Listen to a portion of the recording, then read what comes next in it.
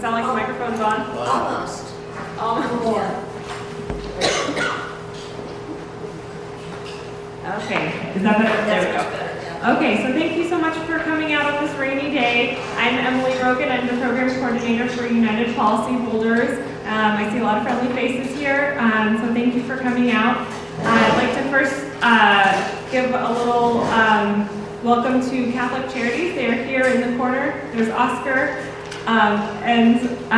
If you guys have any questions about their resources, please feel free to trickle over either during or after the meeting. They have information on CalFresh and a couple of the dinners that are coming up. So thank you for coming out, you guys. We really appreciate it. So tonight's topics are communicating with your insurer, underinsurance, and your legal rights. We're going to try and make it as comprehensive as possible, and if you guys have questions during, please feel free to raise your hand. For those of you who don't know, United Policyholders is a nonprofit organization. We're a voice and an information resource. So we don't take any money from insurance companies. We don't sell insurance. We're just here to be a resource for you to help you through the insurance claim process. Our work is funded by donations and grants, and our website is almost on everything. We encourage you to use it as a resource. There is a lot of information. If you have a question throughout your claim between when we do workshops, we encourage you to use the website. It's got almost everything you can imagine. And I'll go through a couple of our resources in a second.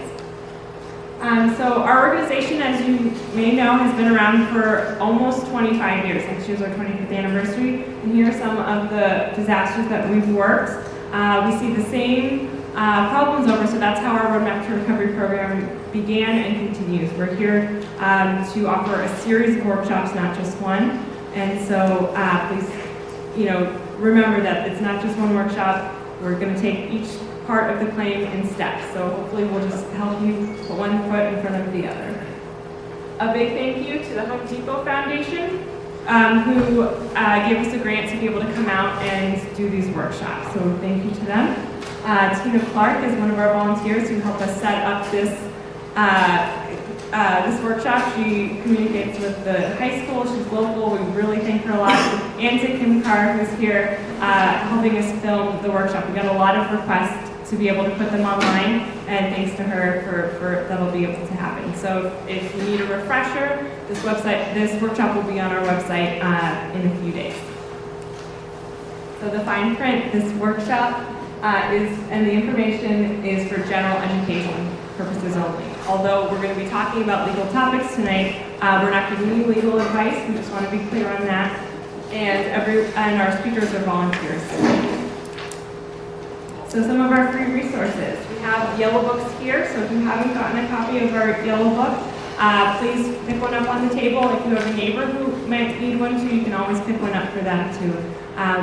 They're free, and you can use them as a reference point as well. And in the back they have a list for your inventory items, so that can be helpful too. We also have notebooks. We're going to be talking about communicating with your insurance company and keeping a claim diary, so please feel free to pick one up if you don't have it already. We have our Ask an Expert forum. If you have questions you can go to our website and post your questions, and we have volunteer attorneys and volunteers in construction and claim handling professionals and previous disaster survivors who might be able to answer your question. Also, it's a place where you can browse questions and answers that other people have had in the past. And our website, as I plugged it before, it's a great resource. So it has all different kinds of things. Sample letters is a good one, sample letters and forms. It's there for you 24/7. So it's uphelp.org. And we have a special blog, so it's /NorCal Wildfires or /Lake County, they both work. They'll get you to a page that will have information of these workshops and that sort of thing, and then also different tips and articles that you might find relevant. Our Disaster Survivor Support Network is our group of previous disaster survivors who learned way too much about insurance and want to pay it forward. It's a source of emotional support, and we just want to make sure that people know that they're not alone. If you want to talk to someone who's been through it, you can email me and I can set you up with a mentor. My email is up there. It's emily.rogan or just emily@uphelps.org, and I have cards on the table as well. And so mark your calendar. Just our next workshop is going to be on the 21st. We have set the topic tentatively as it'll be about the contents portion of your claim. How to complete your inventory, strategies in that order.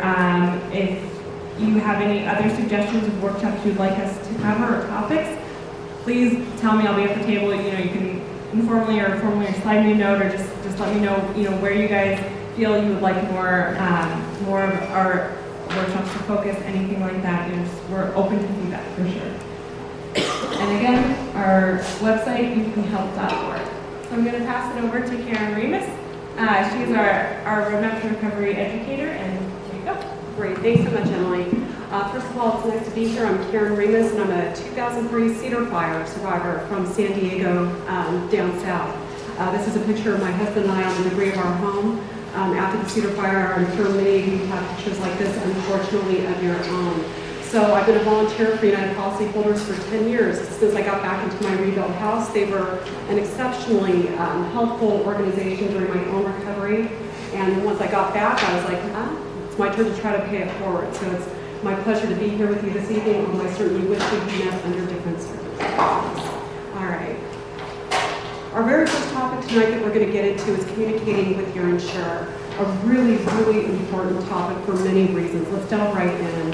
What are the key things you want to keep in mind as you're working on communicating with your insurer? First of all, keep a claim diary. It's kind of just a fancy way of saying, like, get a spiral notebook, use the ones that we have free for you on the table. And what you want to do is you want to keep track of conversations, agreements, anything that is said between you and any sort of insurance company personnel. It could be your adjuster, it could be your supervisor, it could be somebody working on your contents. But you really want to keep track of things that are said. Why is this important? Well, it's not unusual to have multiple claims adjusters during a large loss like this. Do you know what I'm saying? These claims often are open anywhere from 18 months, maybe even 3 years. That's very typical. So it's not unusual to have rotating adjusters. Your adjuster will go home, somebody else will come in. They don't have the same knowledge about what has been said. So it really is important. So you want to jot down who you spoke with, the date, and what the substance was. So keep track of that. When I got this piece of advice when my own house went down, I remember thinking at the time, like, I don't even know my name when I wake up some days. So how I'm supposed to do this, I don't know. Do the best you can. Some days you might be better on your claims diary than you are other days. You do the very best that you can. All right? So, again, if it doesn't go great, that's all right. But just do the best that you can. It will help move your claim forward for you to keep track of these types of agreements or statements. You really want to work on creating also a paper trail. So the claim diary is a start on that. But in addition to that, to really, again, be able to help you move through this claim as efficiently and as successfully as possible, creating a paper trail is very important. This is really important too, especially if you have any difficulties or if you end up with disagreements. Documentation is everything with insurance companies. So creating a paper trail is important. So again, you want to jot down any agreements, any representations that are made in your claim diary, but also confirm representations and promises made in person by your insurance company personnel with them in writing. Email is totally fine, all right? So again, if they say something like, oh, hey, you don't have to worry about doing X, Y, Z, or something like that, confirm it in writing. It can be an email just like this. Thank you very much for speaking with me today about my claim. This will confirm that, ... Do you know what I'm saying? So you want to create a paper trail. It'll really help you in your claim as you move forward. Be really professional in your written communication with your insurance company. What you want to remember is that this is a business transaction. I think the hard thing for all of us is it doesn't really always feel like a business transaction because this is your home. So it feels extremely personal.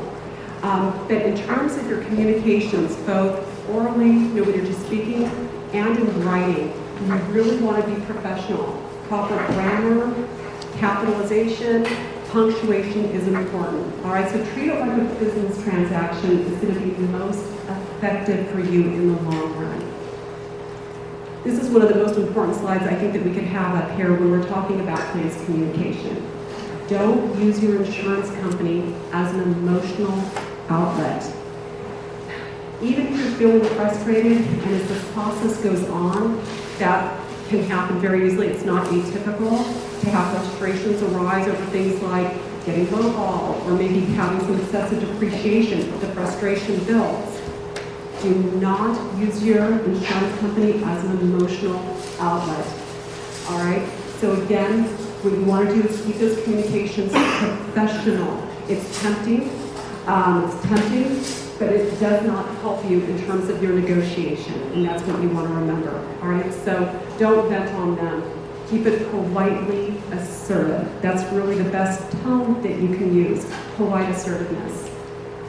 I would even say, too, make sure that you are the good guy in terms of your communications. I want you to remember that everything that you write may very well become part of the insurance company records. We once had a guest speaker who said this, and I thought it was a really good visual. He said, envision every document that, every letter or email that you write. He goes, envision it being up in front of a jury. He goes, my point is not that you're going to trial. He goes, but you should think of it that way. What would a jury think about what was written here? That's why you want to avoid venting. Do you know what I'm saying? You're the good guy. You want to avoid saying or doing things in writing or otherwise that make you appear as the uncooperative or unhelpful person or the person that's causing delays. You're the good guy. You're the person who has had the loss. So again, avoid saying or writing things that make you look as though you're the uncooperative person. Very important in moving these claims forward. Resolving claims complaints. Again, this is where the communication is so important if you do have complaints. I mean, I've already talked to a couple of people before the meeting, and people are starting to experience some real challenges in the claims. Excessive depreciation, lowballing. So again, if you're having challenges, whatever part of the claim it is on, remember that when you raise the voice of concern over claims handling problems, documentation is everything with an insurer, all right? So this is really the importance of laying that paper trail, confirming promises in writing, confirming representations. If you're having challenges, laying it out in a politely assertive fashion. What is the problem you're having? What is the resolution you are seeking? Lay out how helpful and what you have been doing to help move the claim forward, all right? Other effective claims complaint tips. Remember, if you do have a problem or some issue, a claims complaint of any type, claims or claims handling problem, you don't want any sort of written communication or otherwise to appear threatening. Again, you are politely assertive. Make your letter to the point, professional. Again, polite is important. The letter should really confirm always. Not only are you laying out what is happening on your behalf, but it lays out how cooperative you have been and continue to be. That is really important, all right? Make sure you ask for a written response. So if you're having a claims handling problem, you're working with your insurance company trying to resolve it, maybe you're having some going back and forth. So you're laying out your issue, you're laying out what steps you've taken, and you're asking them, to resolve it. Make sure you ask always for a written response within a specified timeline, all right? So for example, thank you for responding in writing within 2 weeks of the date of this letter. You're asking them to respond in writing, and you're giving them a specified time frame. So that if they don't respond, now you can again follow. And you guys, I think what we're going to do, since we're going to try and hold to that 2 hours, is we're going to take our questions in our Q&A. But I know myself and our guest speaker will stay here until every last question is answered. So have no worries about that. We're not going anywhere. So we're going to run straight through and then take Q&A after the substantive presentation, if that's okay.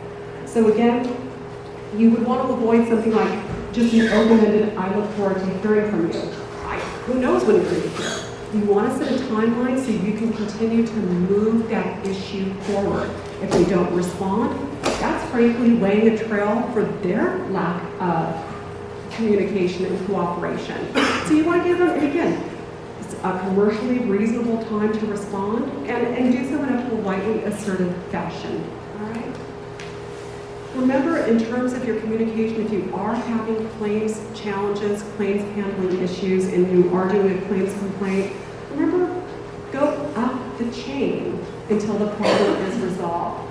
So again, if you're unable to resolve, say you've gone back and forth on a depreciation issue with your adjuster several times, and the adjuster is holding firm, and you're like, no, this seems very unfair to me, this just isn't right. Remember, you can go up the chain. What does that mean? You go to your adjuster's supervisor and you raise it. All right, so just because the adjuster says no, does not mean that you are at the end of the road there. How do you do that? In a politely assertive fashion. Hey, I appreciate the time and energy that you have been devoted to working on this issue. I understand that this is what you say the answer is. I feel that I need to take this to the next level. I would greatly appreciate getting the name and contact number for your supervisor. Thank you again for your assistance. Do you hear what I just did? I'm going up and over instead of like, hey, you're being a fill in the blank. This is, you know what I'm saying, venting. That's not what you want to do. Up and over in a politely assertive fashion, and then you go to the supervisor.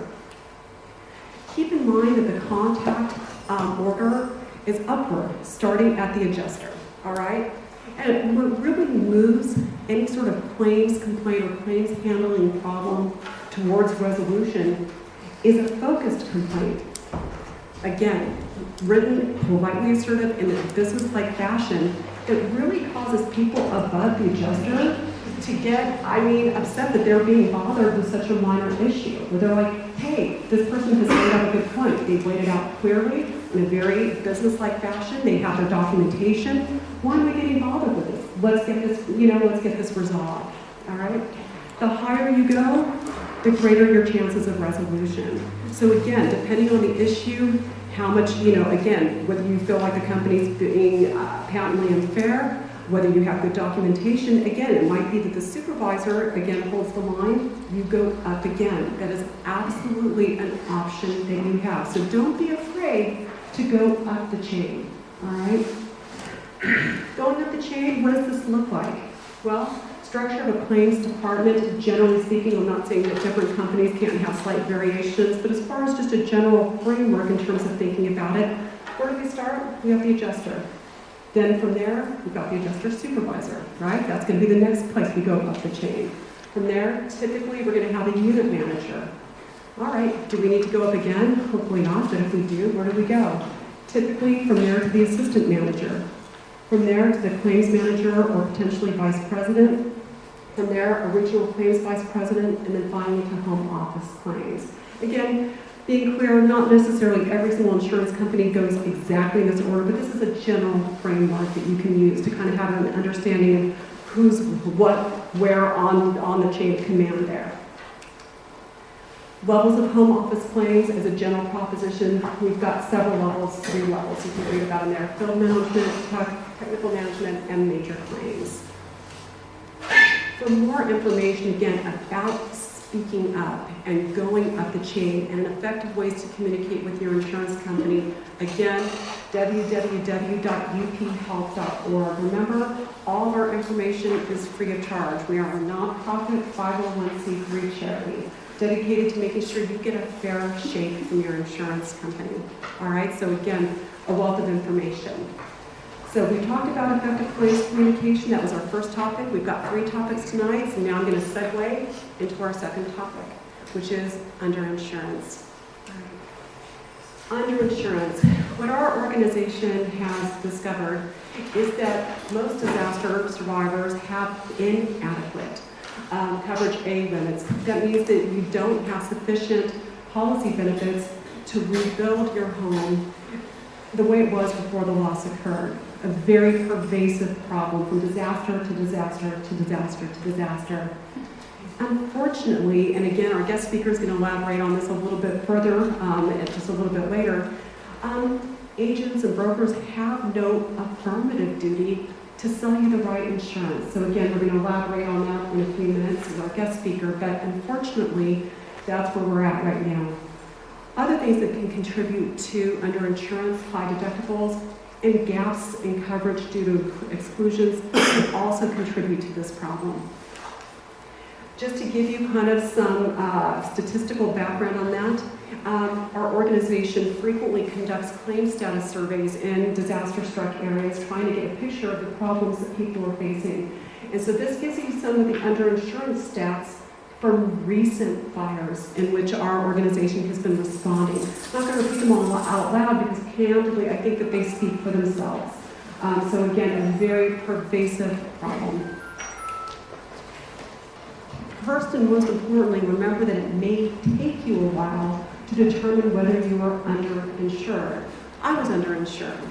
I did not know I was underinsured for probably about a month and a half to 2 months. I didn't discover it because it takes a while to figure that out. You have to figure out what it actually would cost to replace your home to know whether you have sufficient policy coverage. So again, it takes time. And again, our best advice is to not just take the insurance company personnel's word as to whether you are underinsured or not. Obtaining an independent scope of loss from a qualified professional is really the best means for determining whether you are actually underinsured or not. You can visit our claims library. Again, Emily mentioned it a little bit earlier. It's free of charge on our website. And again, we have a whole publication, The Scoop on Scopes of Loss, but basically it's when you get a good, qualified, independent expert to basically perform the calculations, walk the lot, talk to you, look at any drawings, again, and really do a good, detailed scope on what it would cost to replace the structure that you have. So again, an important step. Why would your insurance company underinsure you? Doesn't an insurance company want to sell as much as possible so that they collect a bigger premium? If you'd asked me before my house burned down about underinsurance, I candidly would have said to you, I don't get that. Don't they want to sell as much as possible so they collect a bigger premium? One would think, but candidly, what we have found is that that doesn't really necessarily hold true because most policyholders tend to shop on price only. So in terms of trying to preserve market share, again, we end up with lots of people underinsured. So again, you don't pick up the phone and call another insurance company. I don't think that would be problematic, except for the fact that most of us rely on the expertise of our insurance professional in calculating those numbers. It never dawned, at least on me, I don't know about any of you, I said I was underinsured. It never even dawned on me to say, are you sure that's enough? I mean, they're the professional, not me, so one would presume that they would be the person who would know what it costs. So, unfortunately, like I said, a very pervasive problem. In terms of historical context, historically it used to be about 25 years ago, most of the policies that we saw written in the U.S. were what we called guaranteed replacement value policies. That meant that the insurance company was bound to replace what you have regardless of your policy limits. So a lot of people actually even still think today that they have that type of policy. However, after the Berkeley Oakland Hills firestorm in '91, there was a kind of a shift where many of the companies really started substituting out those guaranteed replacement value policies for what's more commonly referred to as extended replacement value policies, where again you have a policy limit cap. You might have an endorsement that gives you an extra bump if your policy limit isn't enough. And this is the most common type of policy sold in the US today, and I venture guess it's what most of you have. It's an extended replacement, and again that percentage varies depending on company or the type of policy you bought, but it is capped at a final amount. So again, there's been a real shift from these guaranteed replacement policies to these extended replacements that do have a final policy cap. Some truths about underinsurance. Well, getting an insurer to pay more than their contract says is not easy. And there is unfortunately not a one-size-fits-all to resolving an underinsurance problem, unfortunately. Each insurance company takes a different approach to resolving underinsurance claims within their own company, and candidly, the facts of your specific situation will likely determine the resolution of that problem for you. These cases are extremely fact dependent. You and your neighbor might both be underinsured. You might have a very strong case for, again, urging the company to go up and over those limits. Your neighbor may have a very weak case. It depends very much on the specific facts. And again, more on that in just a little while. You want to educate yourself about underinsurance? Read the articles on underinsurance at the United Policyholders website, www.uphelp.org. Also, networking with others insured by your same insurance company is an excellent strategy in terms of trying to get a handle. Hey, is this pervasive? Is this are we finding that this is a company-wide problem? You might be able to leverage some support or some weight if you network together. What are ways that you can do that? Tonight, in the last 30 minutes of our session, we have insurance interest group breakout sessions where we're going to organize you by insurance company. So again, you can network with other people from your same company and share information that should be useful for you. Other ways you can do it: listservs, electronic message boards. There's a variety of them in your fire. People share information, and you can say like, hey, I am with, fill in the blank. I'd like to try to stay in communication or have some communication with others. Put it out there and find others. You absolutely can do it, especially in this day with social media and these electronic message boards. A couple of steps you can take, kind of like we call it our 7 basic steps if you find that you're underinsured. So some things to think about. So step 1, first of all, check your policy for obvious errors. Is there an error in the square footage, in the location? I mean, again, if you can establish that the error was not your fault, you might be in a better position to argue for the insurance company to come up and over your limits. Again, just make sure you haven't overlooked this. Step 2, what you really want to do then next is to really calculate and document your total losses in each category. Most importantly, though, we would say begin your inquiry by focusing in on the dwelling coverage A. The reason for this is that since the other coverages are typically a set percentage of the A coverage number, focusing in on A is a really important first step. If your insurer sold you a replacement cost policy, your total losses are what your coverage limits should have been, all right? Next, what you want to do is remember and reconstruct as the very best that you can the history of your coverage A limits and how they were set. Things like how often do you speak with your agent or insurer? Did you buy your policy electronically?